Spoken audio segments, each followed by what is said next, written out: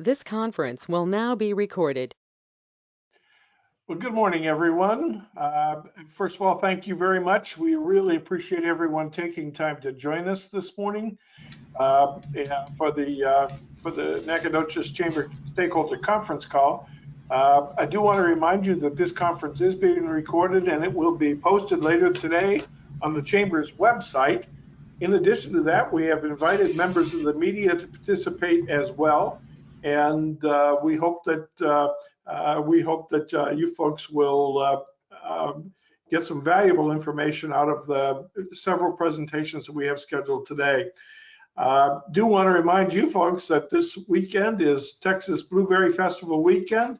On Friday night, the 11th of June, from 6 to 9 o'clock, we're going to have the Texas Bluegrass in the concert park, and that certainly is going to be an exciting event. Thank you. And then on Saturday, we'll have the Texas Blueberry Festival starting at 8 o'clock to 4 o'clock. I'm going to tell you, we have over 200 vendors scheduled, 250 booths, and all sorts of great entertainment venues, 3 locations, 2 stages, and an additional stage in the CBTX Bank. So there's going to be all sorts of exciting things going on, and we hope you folks will come out and join us more. You're going to hear more about that this morning in the presentation.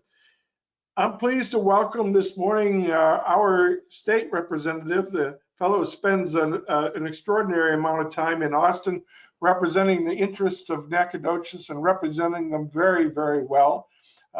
We're blessed here in Nacogdoches to have someone of the stature of Travis Clardy, the Honorable Travis Clardy, representing us. And for the purpose of giving us an update and sharing any other information that he'd like to, I'm pleased to welcome Travis, the Honorable State Representative Travis Clardy. Good morning, Representative Clardy.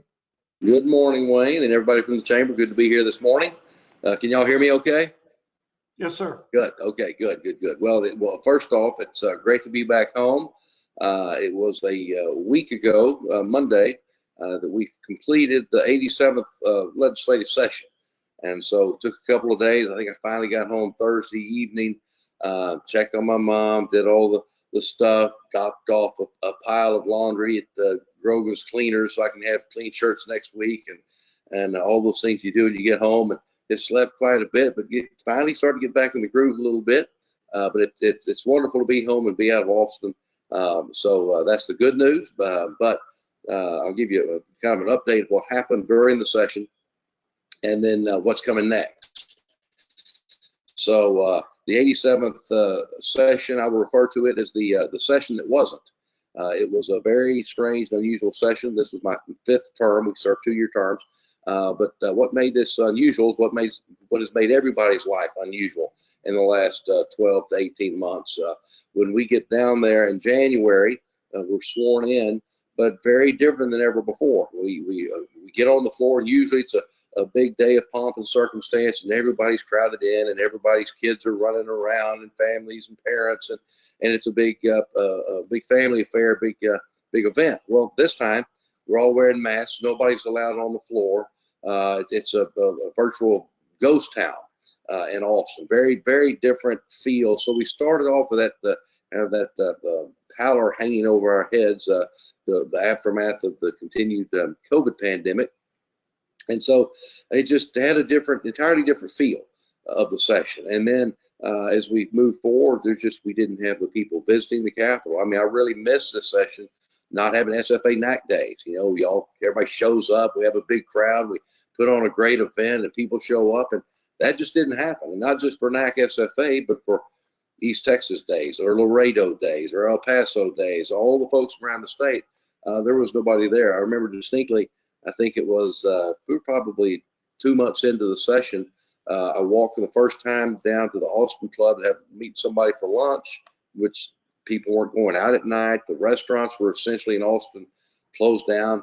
I walked all the way from the Capitol down to, I guess that's 9th Street, and I passed 2 people coming and going. That's not 2 people I know. That's just 2 people. No cars on the street. Parking lots were open. The side, usually you can't find a parking place. it was just a completely different feel. And that kind of permeated the attitude that we had in the session. Of course, then things started to pick up a little bit. I think the vaccines had come out, there started to be a little more activity, and then boom, as we all recall, we had the storm Uri hit. And that knocked out essentially for us 2 weeks of activity. It was a week of us dealing with the aftermath. And Wayne, you remember that? We were back here, trying to find water tenders and trucks. And I'm talking to Encore, trying to make sure our hospitals, our nursing homes, and the power plants, and our water treatment centers, that we had what we could scrounge up that we could continue to get by until things came back online. And that knocked us out for 2 weeks. So fast forward. We had the regular stuff to do in session, the regular issues that we always contend with. So you dump the electricity and the grid issues on top of us. And then finally, about the last, I'll say 30 days, about the last month, it started to feel like session again. More of us were getting vaccinated. We got rid of wearing the masks on the floor. People started showing up. About the time it started feeling normal, it was time to leave. And so it was, that said, I think we did do some good things. So let's focus on the positive for a moment. We did complete the budget. We do a biennial budget, about $250 billion, which is, I think, befitting the 10th largest economy in the world, which is the Texas economy. Then we did that on time, on budget. We did not, you'll notice, we did not raise any taxes or increase fees.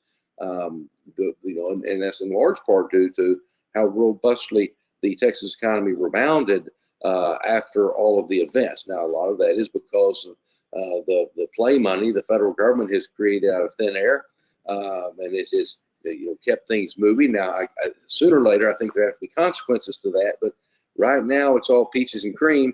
So much so that although we finished last Monday, I anticipate we will be back in special session in August, which was anticipated because of another, I'm going to call it 18 billion with a B dollars coming down from this last tranche of federal money from COVID / infrastructure / relief. It's some additional federal monies that are coming in. It's a significant enough sum that we need to, as the legislature, deal with that and how that's going to be allocated, and examine what strings that those federal dollars come with. But so we knew we were going to have a special session. So part of the work we were doing, there wasn't a lot of anxiety about getting everything done in this moment, because we knew we were coming back. I think most of us knew we were coming back in August for that. It hasn't been set yet, but I'm anticipating August. And then in addition to that, we anticipate we'll also be coming back for another special session in October, say October 1st. Again, not been scheduled or set, but we will do that for the purposes of redistricting. So that was deferred, not because we were lazy and didn't want to do it during regular session, but we don't have the information to do redistricting. The census count from the U.S. Census Bureau was delayed because of COVID and their ability to accumulate information and then compile that into useful statistical data. And we don't expect to get the final bit of the puzzle until probably, we were told initially we wouldn't get it till October, September. Now they've backed that up to maybe August or even late July.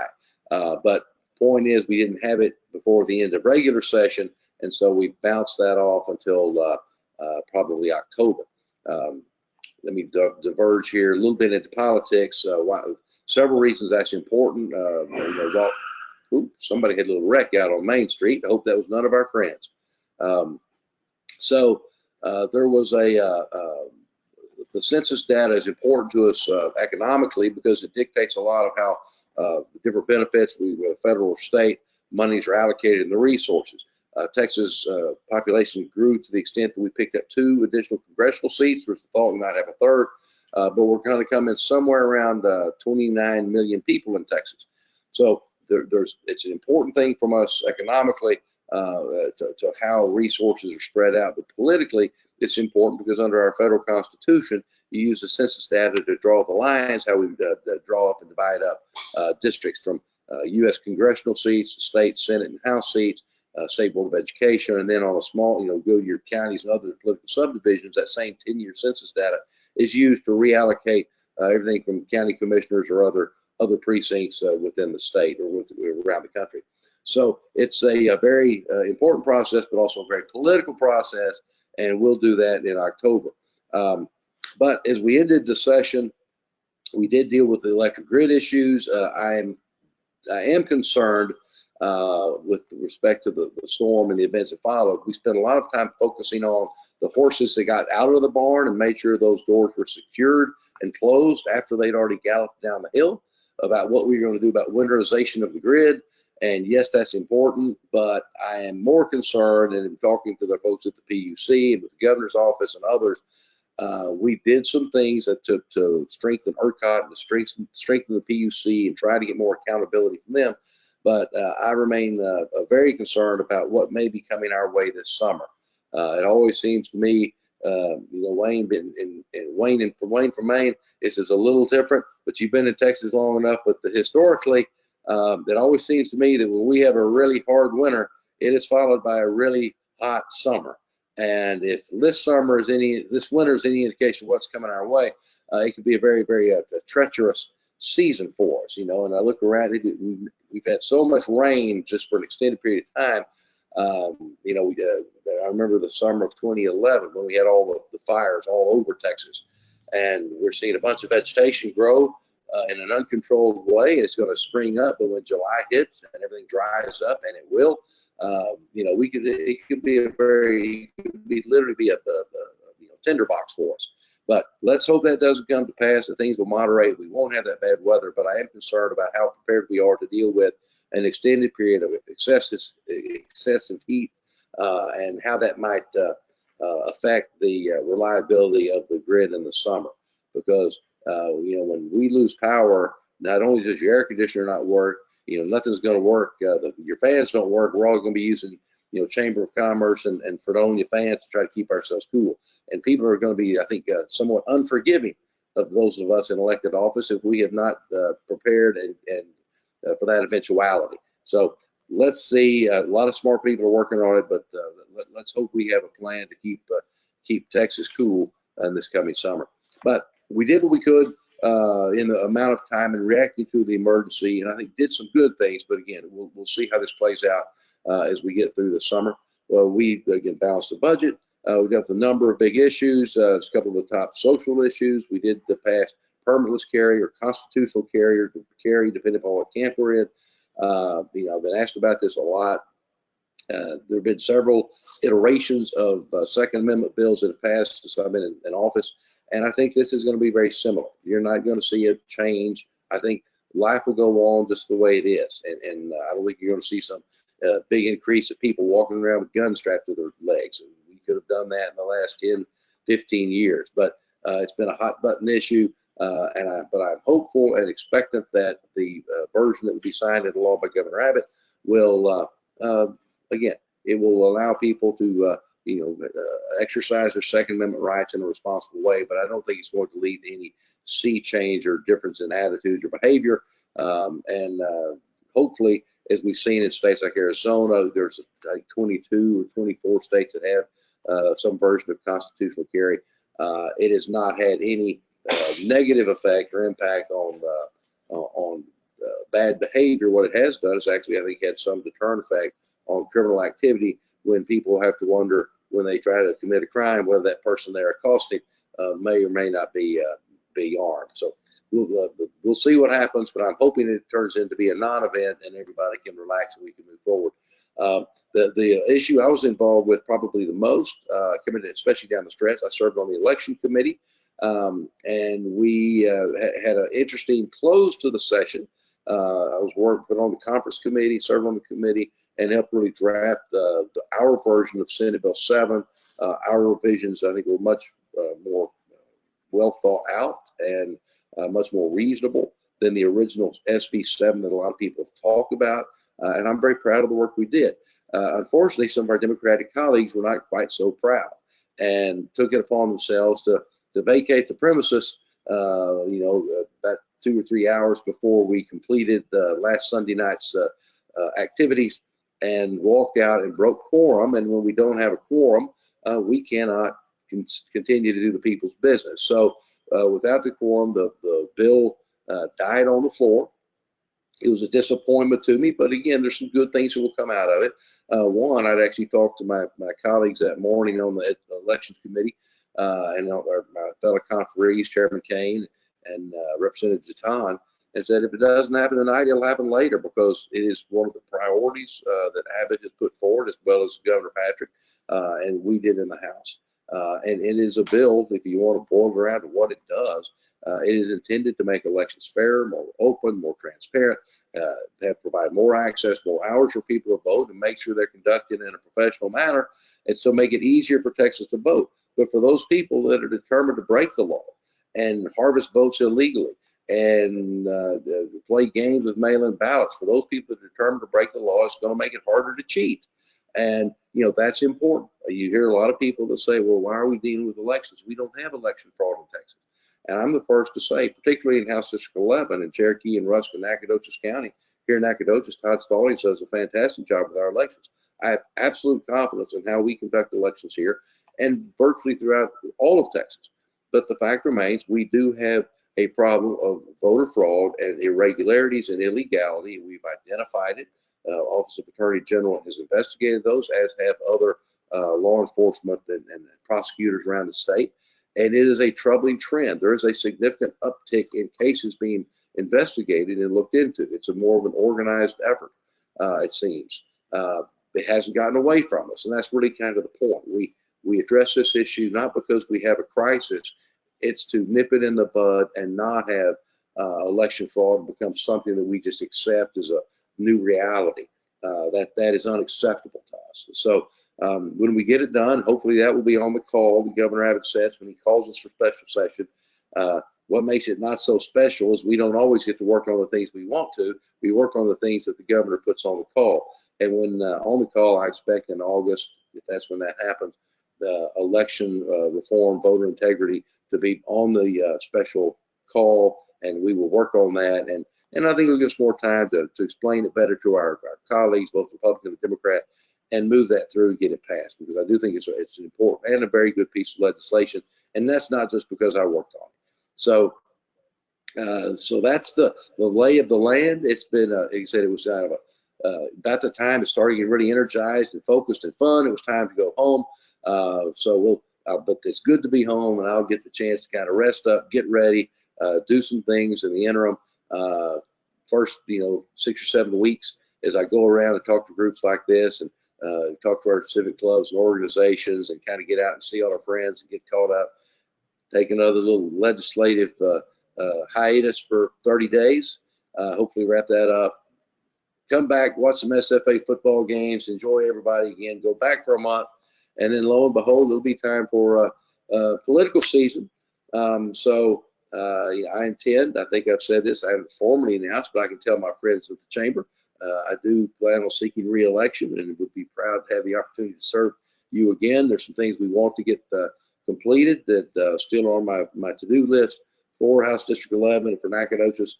And so that'll come up. The primary, by the way, I should mention this, for those of you interested in politics, there's a, hearing, talking to the folks in the know, there's a fairly decent chance, maybe more than 50%, that we see the primaries traditionally in March get moved because of it's not our inability to get the maps drawn until September, October. And so that may push deadlines and that may push primaries. I hope not. I hope it stays exactly where it is. That's easier.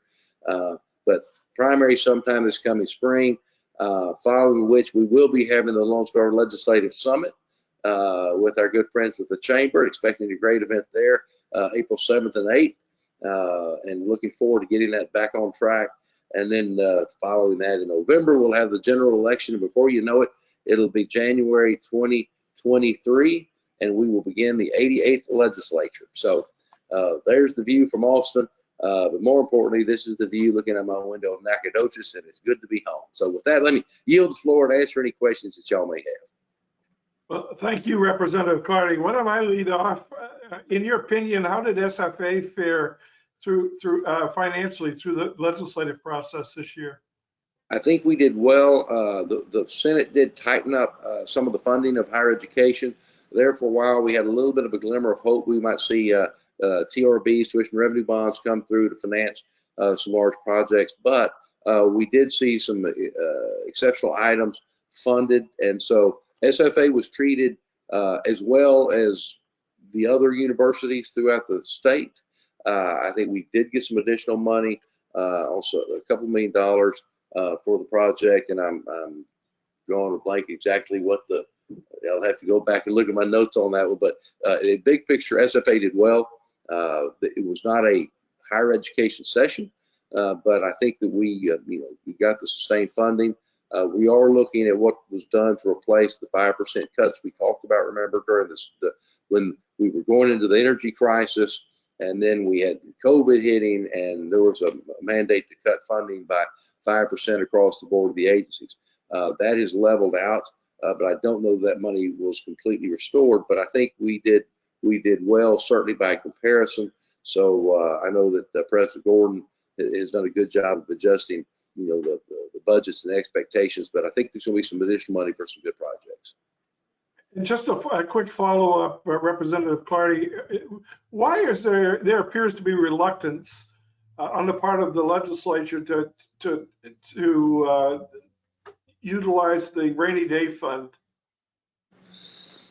Well, for one reason, we went in there, if you back up a year ago, we fully expected to not only use the rainy day fund, which I think is somewhere still in the 10 or $11 billion range, which is a significant amount of money, but $10 billion in a savings account versus a $250 billion annual budget. So call that 125 per year. So it's a good amount of money, but it's not like we can operate out of the rainy day fund. So it's good to have. It increases our bond rating. That's one of the reasons there's a reluctance to spend it. But none of us expected in this moment in time that we would get here and have the economy rebound to the extent it did, and also have these federal dollars drop down. So there really wasn't a need to spend it. Now, you can always find things to spend money on, personally or as a government. But I think it was prudent not to spend it and to allow that to stay there as our nest egg, and also to secure our bond ratings. But again, we've got $18 billion that we never dreamed of getting coming in next month. So we have a surplus of funds, and I do think, I will say this, I'm one of the few I won't say the few, but I'm one of those that does believe that there are certain things we could do with that to shore up, and we did some things for our employee retirement systems and for our teachers, and we did meet the obligations we met for last session from HB2 to continue to fund public education. So, I think it's a matter of priorities, but I think there's reluctance to spend a bunch of money right now because I don't know about y'all, but I still have this in the pit of my stomach, this feeling like all this free money floating around is too good to be true. And sooner or later, these chickens are going to have to come home to roost. And what's the fallout going to be from that? Thank you very much. Other questions for Representative Clardy? Not everybody at once now. That's what happens when you're so completely thorough in your presentation. See? Well, I'm just seeing how many people are asleep. That's what I'm looking for. Oh, they're all wide awake. I've got to tell you, this is the largest crowd we've had in probably 2 months. So you're a big draw in Nacogdoches, as you should be. Well, thank you. Great to be here. I'm going to go back on mute. If somebody thinks of something, I'll just be hanging out and get me some more coffee. Well, fantastic. And again, thank you, Representative Clardy, for all you are doing for Nacogdoches and the counties you serve. And we really appreciate the time you took today. My pleasure. Thank you. Thank you. It's my pleasure to introduce the city manager for the city of Nacogdoches, Mario Canizares. Good morning, Mario. Hey, good morning, Wayne. How are you doing? It's always good to hear comments from Travis. So just kind of give the group an update. We are in the process. We had one last night, a public forum to discuss the process of the proposed comprehensive land use plan and downtown master plan. We have another forum tonight at 6 p.m. at the rec center. Yesterday's forum was over in the community room of Commercial Bank in downtown. The premise of the meetings is to give an update to the public as to where we are in the process. The process isn't completed. We have not selected a firm yet to give the city council, to recommend the city council for approval at this point. We're really going through the procurement process, and so wanted to give the public an opportunity to share that information, and then give them obviously the opportunity to provide any feedback or public input. So we are in that process, and we'll be concluding that presentation tonight. We had a great crowd. We had about 162 to 165 people attend that meeting yesterday, which was certainly unexpected, but we're glad to have that many people come, and we believe it just shows the amount of interest that people have in our city, and they want to hear what's going on, and they're concerned, and certainly want to make sure that the future of our city is being adhered to properly. So we're glad to have that many participants. Don't know if we'll have that same type of crowd, but we'll be ready at the C.L. Simon Recreation Center. And so when folks show up, we'll be there and presenting the same content that we presented last night, and hope to get good feedback from the public. Because I don't have the actual URLs in the group chat here. Once I'm done speaking, I'm going to provide you all some links to our city website. There is an online survey that we've requested that folks fill out, and so there's some open questions, and we would love to have people's feedback about Nacogdoches. And so the only thing that we ask is, if you're going to do that online survey, is if you will have it completed by next Monday at 5 p.m. because we'll be compiling that information by the 14th, compiling that information and presenting it to City Council the following day at City Council on the 15th. So when I'm done here, I'm going to go ahead and type that information up so that folks can utilize those URLs and provide us the feedback.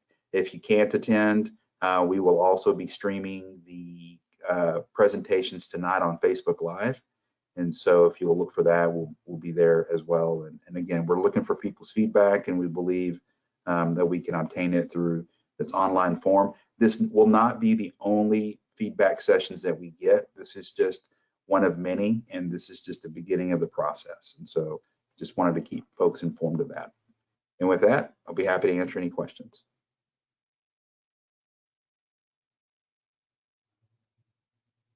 I think you're muted, Wayne. That's probably a good thing, Mario. Probably so. I've heard you talk.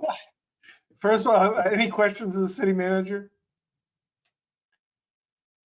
If not, Mario, thank you very much. With your permission, the chamber will share that information, those links as well. And I'll look forward to seeing you at tonight's session. My understanding is the feedback from last night was very positive, and I'm looking forward to attending tonight. So, all right. And I'd encourage anybody on the call to, if you're available, to go to the rec center as well. Yep, absolutely.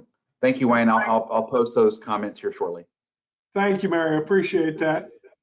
It's now my pleasure to introduce the president and CEO of the Nacogdoches Economic Development Corporation, Larissa Philpott. Good morning, Larissa. Good morning, Wayne. Don't have anything specific to report today, other than just to say we have, as Gary Lee Ashcraft gets kind of annoyed by, we've been very busy. He always says when someone asks you how you're doing, you should say something true and don't just say I'm very busy. But I have to say, Gary Lee, I'm sorry. Right now we're very busy. It feels like we have not just the pent up demand from COVID, but honestly, it feels about 2 to maybe 3 years of economic development activity happening right now. So just encourage everybody to be aware that we have site selectors and we have industrial prospects in town looking to work with us. If I give you a call and say, hey, can you help me on a project? Please say yes. And hopefully I'll have good news to announce later. But just a lot going on, and hopefully I'll be able to share more specifics here in a couple of weeks. Thank you, Wayne. Thank you, Larissa. Any questions of Larissa? Thank you very much, Larissa. It's now my pleasure to introduce the Director of Visit Nacogdoches, Sherry Chaney Morgan. Good morning, Sherry. Good morning, Wayne. Good morning, friends. I come to you with great news for Nacogdoches and for us here at Visit Nacogdoches specifically. We did receive our Smith Travel Research Report, which indicates where we're falling with our hotel occupancy. And for the month of April, we were up 92.2%, which is outstanding. May should trend that or more. And that is in no small part due to this fantastic community that we have the honor and the privilege of promoting every day. On Memorial Day weekend, for the first time since I've been here, and even when I was here before in the 90s, I don't recall the city ever taking hold and officially launching off summer for Memorial Day weekend. But this year we did just that. That Friday, the 28th, was Knack Snack Friday. That was incredibly well attended despite some rainy, off and on intermittent rain showers. Our food truck scene continues to bless us as a community, but surprise and amaze me with their different and varied offerings that they have, and this community is responding in kind. And then on that Saturday was the first full moon summer concert series with Already Gone. In total, we packed about 800 people down in Festival Park, which was outstanding. Joanna Temple and her crew of volunteers, Ashley Morgan, they did just a great job of orchestrating that event from setup to shutting it down later that night. And a public shout out to Nacogdoches Rotary Club, who worked with us so that we could have our concert that Saturday and they could still install the beautiful field of honor that they do for those military moments that we have. I think they do it on 4th of July and again on Veterans Day as well. But thank you to Nacogdoches Rotary Club for working with us. And then we topped off Memorial Day on that Monday, on the actual day of celebration behind our building. On the stage, we had Men of Faith, the gospel group, and probably about 30 people in total. VFW Auxiliary Group was there, Blue Star Mothers were there, and our partners at Stonehouse Kitchen, the newly opened eatery where Gall's was on Main Street. They came out and talked about the significance of the fallen comrades table for the heroes that have given their life for the liberties that we enjoy today. So it was somber where it needed to be somber, but also just a great time of fellowship to remember that day. So you might be asking yourself, what else? So I know later on in the agenda, Scott Waller's going to talk about bluegrass. But yes, the next concert in Festival Park will be the Bluegrass Concert. Blueberry Festival, obviously, is this weekend. We are so excited to welcome in Texas to the state's only Blueberry Festival. We're going to do our best to bring the weather that we had for our concert series for Blueberry Festival, because it was just perfect. And then the next full moon concert will be on July 24th. And it is an 80s tribute band out of Houston called the Spacolis. If your business is interested in sponsoring a portion of that, we are looking for those. And I think if this last concert was any indication, it is a great way to get your business's name out in front of many, many new eyes. That is all that I have. I think, thank you as always for everything that you do to make Nacogdoches a great place to visit. Sherry, and congratulations to you and your staff on that concert. The feedback that I've heard was spectacular, and I know people will look forward to the next opportunity to attend an event like that. Any questions of Sherry? If not, again, thank you very much, Sherry. I really appreciate that. It's my pleasure to introduce the President and CEO of the Nacogdoches Area United Way, Mr. Gary Lee Ashcraft. Well, we're really busy. That's my report, Wayne. I'll just move on now. I'm just kidding, Larissa, picking on you a little bit. Thank you very much, Gary. Oh, I thought you were done. Oh, quit it, Wayne. June 8th, we're talking about all the things, the celebrations, people coming out. Everybody's just giddy. I'm excited. June 8th, we have Day of Caring. Caroline's on the line. What Day of Caring is organizing teams of volunteers from companies, individuals, to come out and work on projects. And they're usually projects that our agencies need. I just noticed Mike Ellswick left. Dadgummit, he's new with the Salvation Army in town, so welcome to him. But we go to places like Boys and Girls Club, Girl Scouts comes to mind, to take care of things that they need that they can't do, to help them with painting or cleanup or planting gardens. Dustin Beavers is a master gardener, and he helped the senior center the last time we did this. Couldn't do it last year because of COVID. This year's event might be a little scaled down because people are needing to keep their employee base low. They need to keep people at their plants and what have you. But it's going to be an exciting day, and that's June 18th. 18th, Caroline, is it 18th? It is, isn't it? Allocations where we allocate funds from our great campaign this last year to agencies is coming up. If you're one of the people that is a 501c3 on this call and you have a need, well, let us know. We'll send you an application. It's still open for applications. The campaign, because of Kenny Rena, is already going. I like to have a little rest. There is no rest. We are busy. We're just wrapping up an encore campaign. Good results there. Getting other campaigns organized, and we have a group of about 11 or 12 leaders from the United Way calling companies, scheduling campaigns. We'll officially kick off on August the 24th at Bonita Creek Hall. It's not a banquet. It's a big party. I'd encourage you all to come out to that and enjoy it. So that is my report, really, Wayne. Thank you. Live United. Thank you, Gary Lee. We really appreciate it, and appreciate all you folks are doing.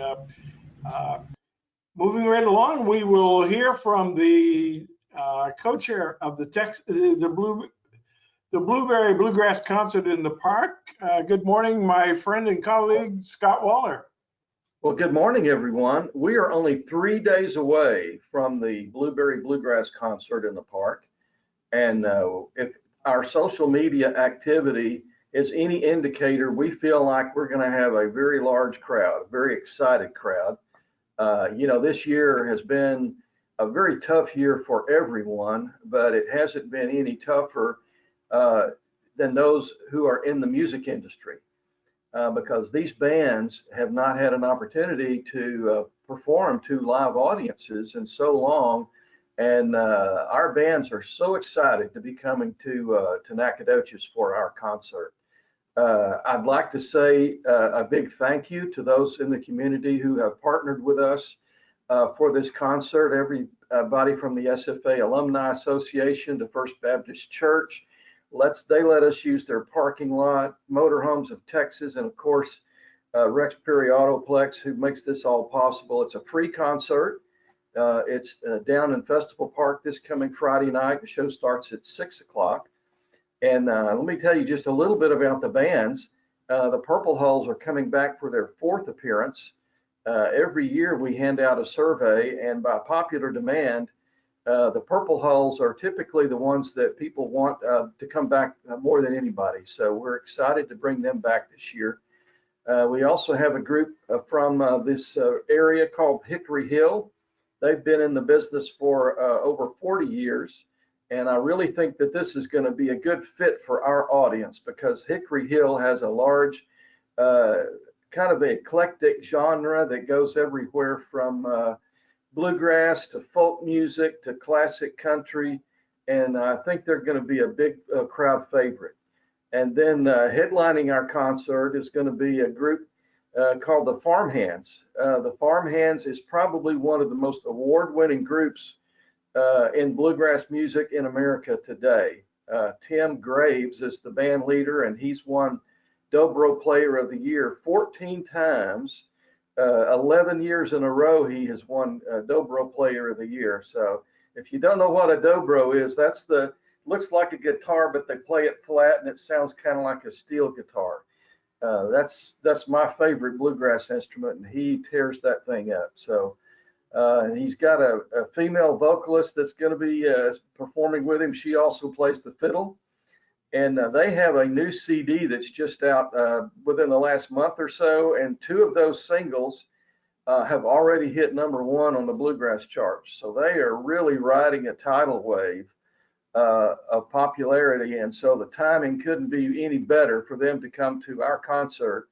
And I'm really excited about the people of Nacogdoches and the people of this area being able to hear Tim Graves and the Farmhands. Angela, you want to add something about some of the amenities that are going to be available at Festival Park? Well, we want to welcome everybody just as we normally do in Nacogdoches with maybe not a big old hug, but at least, hey, we're glad to have you. We've got fabulous parking at First Baptist Church. Park there and we can ride the shuttle over. We have parking downtown. We've got some golf carts to help bring those folks that are mobility impaired. We have absolutely the best selection of food we have ever had. We've got fried Snickers and Oreos and corn dogs. We've got catfish and shrimp, and we've got a vendor called Yum Pig that marinates pork and puts it over this fried bread thing. I don't know, reading their menu made me so hungry. We'll have Blue Horse Bakery there with all kinds of baked treats and cookies, and we've got snow cones, 2 different snow cone vendors. One's shaved ice and one's just regular snow cones. We've got lemonade, blueberry lemonade. We'll have, of course, Blueberry Bluegrass concert in the park t-shirts for sale, and we'll just have a whole welcome information center there to help everybody out. And we're very excited. The Princess Potty has been repaired, and it will be in use also at Festival Park. Well, that Princess Potty is a draw, I'll tell you. It really is. If there's one thing we're thankful for the city, boy, that's it right there. Yeah, I was standing in line at the Eagles concert, tribute concert, a couple Saturdays ago. Yay, woohoo, visit Nacogdoches. That was a awesome event. And the ladies were all talking about, have you seen their bathroom? This thing is awesome. Oh my gosh. So yeah, people really do like that thing. I don't know if it's a draw necessarily, but I do think people appreciate the comfort and all that. So we are very grateful to the city for that. Well, maybe the chamber should consider a festival built around the Princess Potty. I'll bring that up to the next board meeting. So okay, I'm with you, Wayne. On my way out, I might add. Again, thank you very much, Scott and Angela, and your team for all you're doing. We're really looking forward to a great Friday night and with great entertainment. And I will tell you that I suspect the audience is going to be massive. If the social media is any indication, let me tell you, we're going to have folks I know from as far away as Florida attending that event. It's going to be a big night. So thank you for everything you're doing. I don't think Grace Handler was able to join us, was she? I don't think so. But if not, I'll take a moment and then I'll ask my staff colleagues if they have anything to add. But as you know, we're going to have talk about a massive event starting at 8 o'clock in the morning on Saturday. The Texas Blueberry Festival will begin. I'm standing here with, a lot of folks have no idea, but just look at the amount of booths just around the square that we're going to have. The booths will be exceeding 250 with over 200 exhibitors down there. The entertainment lineup during the course of that day is going to be spectacular. Everything from the NASCLA folks coming up and joining us to incredible bands and entertainers and cloggers and the Zumba folks.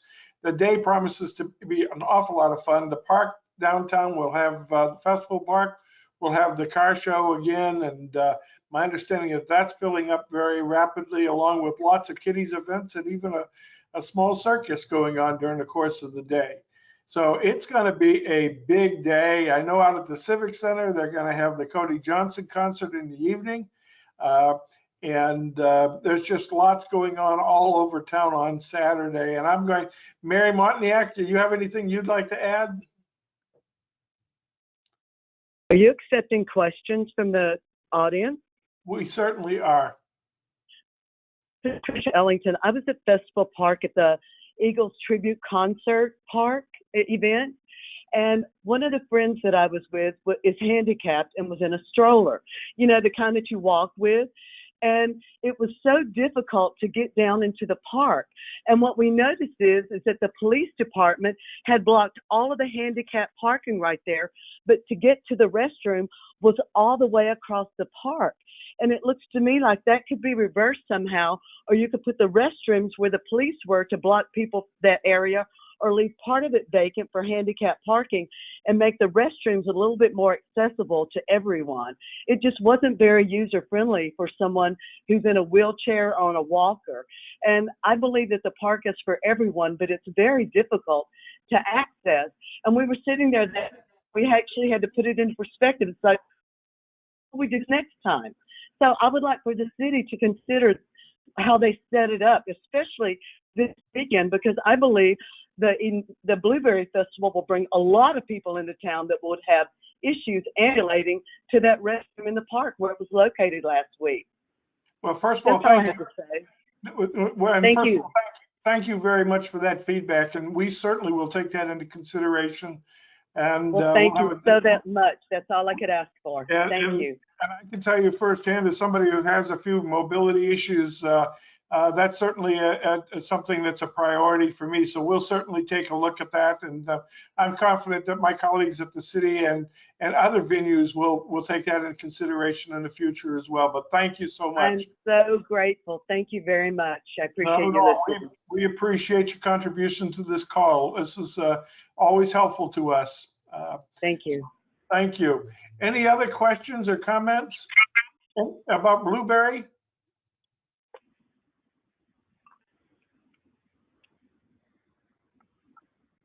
If not, folks, I want to thank you folks. This will be our last call before the Blueberry Festival begins.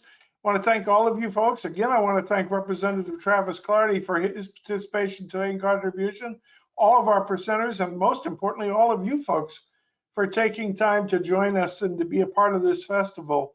Part of this conference call. You can tell I got festival on my mind. But thank you all very much and have a safe, wonderful, and prosperous week.